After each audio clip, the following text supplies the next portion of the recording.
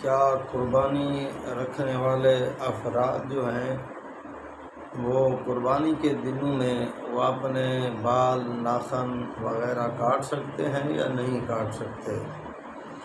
تو شریعت مطہرہ کا فیصلہ ہے، شریعت مطہرہ کا حکم ہے کہ جو آدمی قربانی رکھتا ہے تو اسے چاہیے کہ جب ذی الحجہ کا چاند نظر آ جائے تو اس سے قربانی تک اپنے بال نہ کاٹے، ناخن نہ کاٹے، جسم کے کسی حصے کے وہ بال بھی نہیں کاٹ سکتا اور ناخن وغیرہ بھی نہیں کاٹ سکتا، اور علماء کرام نے اس کو مستحب عمل لکھا ہے۔ اور انسان کو چاہیے کہ وہ شریعت کا لحاظ رکھے اور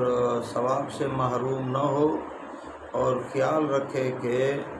اگر بال کاٹنے ہیں، ناخن وغیرہ کاٹنے ہیں تو یہ اپنا پہلے آدمی اپنے بال وغیرہ ناخن وغیرہ کاٹ سکتا ہے، تو جب ذی الحجہ کا چاند نظر آ جائے تو پہلی سے لے کر قربانی تک یہ اپنے بال وغیرہ نہ کاٹے، اس کے اندر اللہ بہت اجر و ثواب عطا فرمائیں گے۔